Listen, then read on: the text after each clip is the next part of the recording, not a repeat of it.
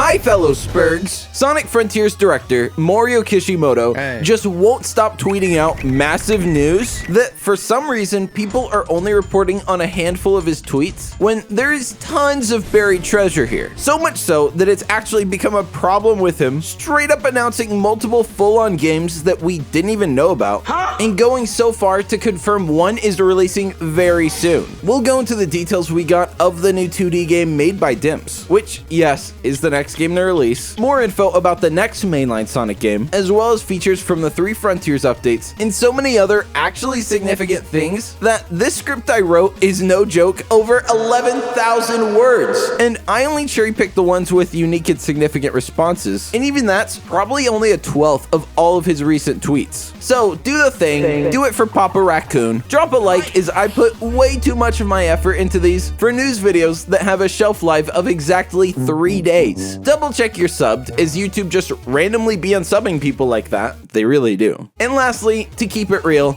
I just straight up don't upload enough, so set the bell to all if you don't want to miss a banger. Now, we'll get right into Kishimoto's first tweet immediately after I read these words from today's sponsor, Raid Shadow Legends. Yes, the mobile game that's completely free to play, with AAA movie-like graphics and over 650 unique champions to collect. My top 3 Valentine's champions are Seducer, Venus, and Temptress. I have a type. And you there, alone at your phone or desk? That's what I thought. Well, love is in the air in the world of Raid, and new players can enjoy a special Valentine's Day themed adventure with the Raid Love Quest. All you need to do is to download Raid from my link below, specifically my link, then copy your player ID and go to raidlovequest.plarium.com, then paste your ID and set out on this heartfelt quest running from February 14th to March 14th. Play Valentine's themed minigames for a chance to win in-game and real-life prizes, including Valentine's themed Raid champions and even Amazon gift cards worth up to $1,000. And if you're an existing player, they've got a gift for you too. But if you haven't started playing Raid, click my link in the description, my link, or scan the QR code here on the screen. You'll get unique bonuses worth $30, including free epic champion, Kellen the Shrike.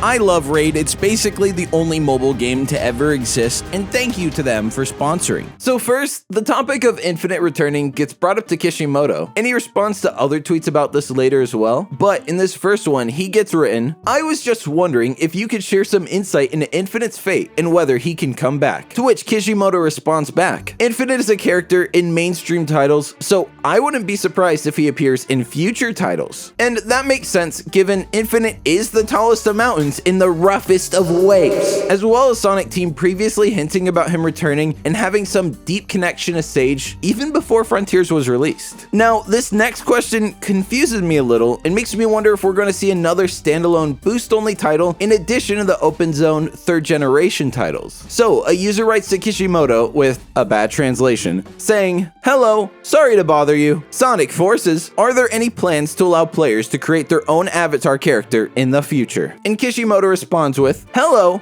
avatar characters were created during the maturity of the 2nd generation, so I think they will continue to be created in 2nd generation titles. However, 3rd generation Sonic games are still in their infancy, so I think the first priority is to solve the problems that need to be addressed. And this isn't the only tweet of this nature, but this kind of alludes to future 2nd generation titles, which makes me wonder in his mindset of boost games being 2nd generations and Frontiers 3rd, is the 1st gen 2D or adventure format? Are these generations all of Sonic or just 3D? As he never specifically said what it means, at least not at this point in his tweets. Next, he makes 2 tweets that show how serious Frontiers' success was for not just Sonic Team, but him personally. So, a user writes, what do you think would have happened if Sonic Frontiers hadn't been a hit? Or is it quite different? I am interested in knowing. And Kishimoto responds back with his first tweet saying, Hello. If Sonic Frontiers hadn't been a hit, I don't think it would have been possible for me to continue directing Sonic games. To put it the other way around, I was so obsessed with producing results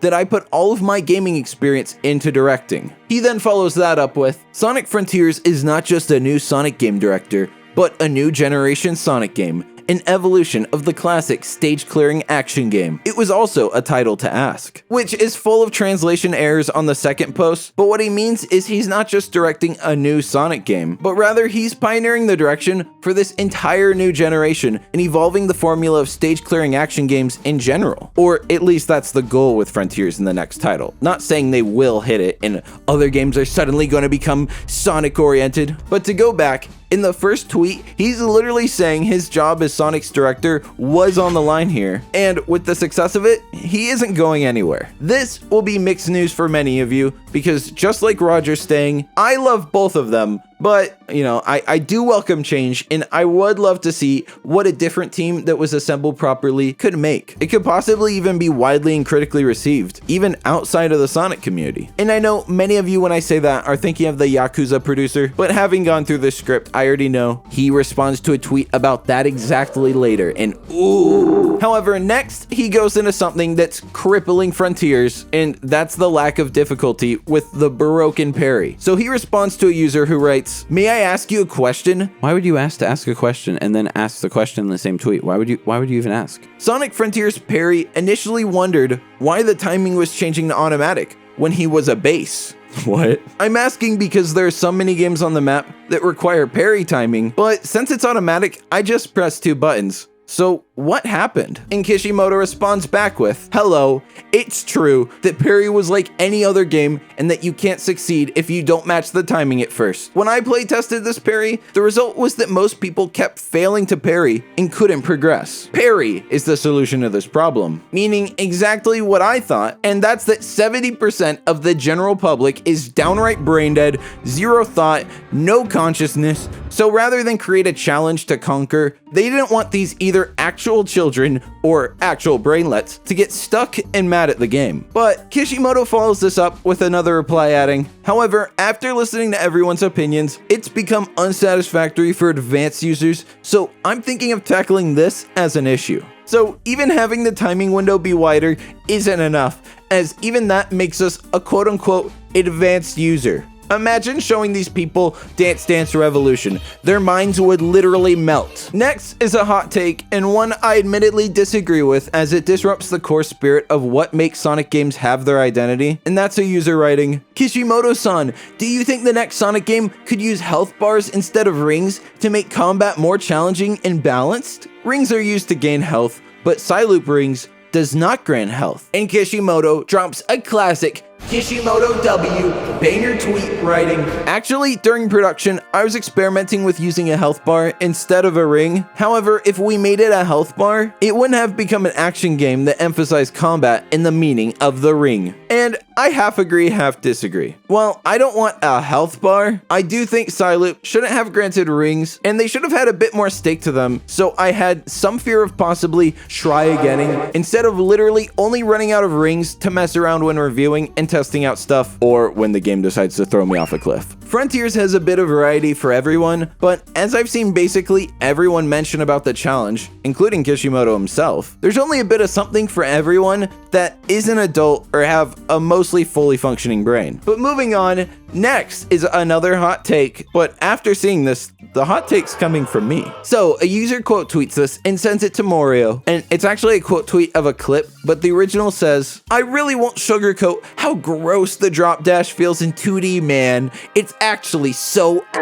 And the quote tweet says, "The drop dash in this game just isn't fun to use in general. Nowhere does it feel right to use, and you have to spam the jump button to use it because they decided to keep the double jump," which, yeah, double jumping is epic. And my hot take opinion on this is, yes, it's not very useful, but as everyone points out, it's just kind of there as an homage and doesn't have much real gameplay value. And if the alternative is to just remove it and have it do nothing when you double press A, then I think that's infinitely worse than a little hidden feature like this. I would be more bothered if it was a core gameplay feature or necessary for progressing in the game, but no joke, I'm pretty sure it doesn't even tell you about it, and almost everyone discovered it online or from experimenting themselves. So the hot take is, I'd rather it be there than not. I know, so controversial. Cancel him! But next, Kishimoto and me are on a similar wavelength because he responds back with, "Thank you for contacting us. As you pointed out, Drop Dash certainly has deteriorated from Sonic Mania in performance and level design that makes effective use of it. It was an action that was adopted as a tribute towards the end of production, so it wasn't something that could stand up to use so far. Sorry. And no need to apologize, King. I think it's nice to have, and while it's not the best, I know 100% if it was removed, fans would be like, please, Kishimoto, please add the Drop Dash in. It'd be a total game changer. Oh, please. And they would go and make mods of it because, let's be real, I've seen this fan base for a while now, and you guys, I'm sorry to say it, you're very predictable. You guys remind me of my dog. But stick with me, dogs, because next, Kishimoto touches on something that I personally think Frontiers should have had from its launch, and that's more costumes and cosmetics, as there's literally none that are unlockable in the base game itself without either using the code or spending moolah. So, a user writes, I want to ask, will there be new costumes for Sonic Frontiers in the future? Thank you for your time. To which Kishimoto responds, hello, I'm glad you like this game. As for the new outfit, we may have it in a future update, but it's still a secret. Sorry. So nothing for sure, but with him being so open about saying what they aren't doing, as well as the fact that he specifically said it's a secret, something he hasn't done in any other replies, and combine that with cosmetics being critically one of the biggest missed opportunities in Frontiers, all makes me think there's at least decent odds we'll see this, but probably an update 2 at the earliest, so not very soon. Now this next one, I'm gonna keep it 100, I don't really get it, but I'll show it to you and let you guys interpret it however you please. So, a user writes, I think it would be nice if there was a final boss that Sonic, Tails, and Knuckles fought that wasn't Eggman. Would it be possible for this to happen someday? So he's of course not referring to Frontiers, but boss fights with the 3 main boyos. To be honest, the only one that really pops in my head is Sonic Heroes. And Kishimoto responds to this with, I see.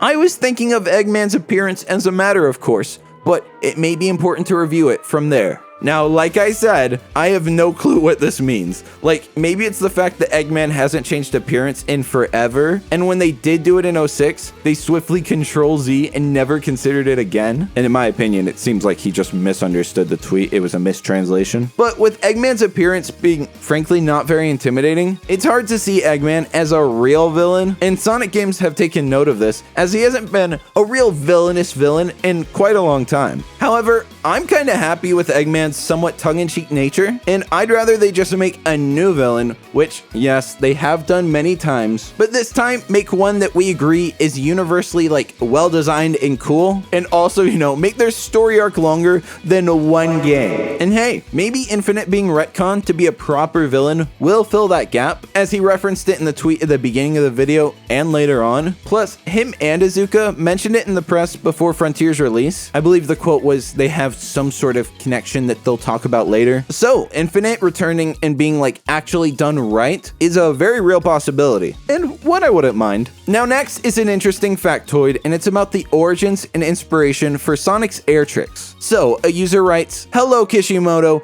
I was very impressed with Sonic Frontiers, but I had a question where the inspiration for his air tricks for the game came from. Sonic Rush for DS or Sonic Advance series for Game Boy Advance? And Kishimoto responds with, hello, the air tricks in this game are based on the trick board from Sonic Colors. So, where did Colors come from? Unleashed. Going further back, I think Unleashed probably came from Rush. And to get to the origin of that, we have to find out what inspired it in Rush, but at least for now, it's interesting to see how these 2D features evolve and change when implemented into 3D, or in the case of Frontiers, devolve.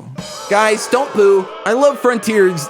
It's just the air tricks in the game, they're not very good. I'm sorry. Next, Kishimoto clears up something I've personally been confused on about, and that's his use of the phrase third generation when referring to boost games as the second generation. It's actually something I talked about earlier in this video. And what I mean by that is adventure or classic the first generation, as he's never specifically mentioned 3D and just calls it the generation of Sonic games. And he's mentioned this a lot lately, and I've been confused every single time. However, we can put this to rest with 2 replies he made in response to a user writing, when you use the term third generation for Sonic, are you referring to this being his 3rd decade or just a 3rd iteration of Sonic? Example, classic, adventure, modern. By the way, I'm not sure if you said this before, but which Sonic character is your favorite? And by the way, in case you guys don't know, the reason I'm confused is because he said boost games are the second generation, so it's like, okay, so what's the first? And the Giga Chad himself clears this up with, the third generation is positioned as the third generation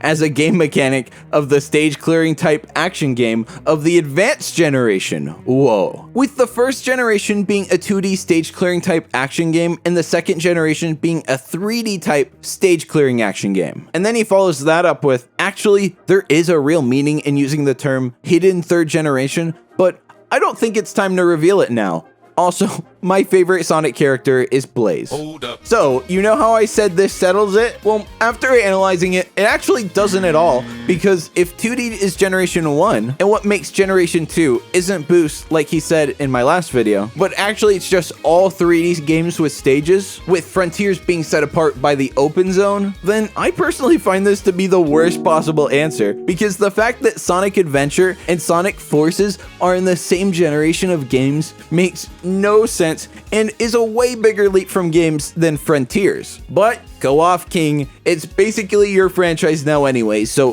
who am I to argue? I'm just a raccoon living outside of a Denny's in a dumpster. Next is something he mentions when asked about directing a non-Sonic game, with a user writing, after directing 4 Sonic titles, are there any other titles you would like to direct? I'm a big fan of your work, so I'd really like to see what other games you can handle. And Kishimoto responds, if it's a game that uses reflexes, there are many things I want to try. Conversely, I don't want to create games that don't require reflexes, such as RPGs and simulations. However, what I want to do most right now is Sonic's next work, because I still have a lot to work to do with the third generation Sonic games, which, bro, me and Kishimoto, we're like the same guy, because I actually find these to be the most fun and interesting games as well. One thing I'm really curious about is if there's any FPS titles he personally likes, and if he was a Halo fan, dude, I'd literally be so overcome with joy.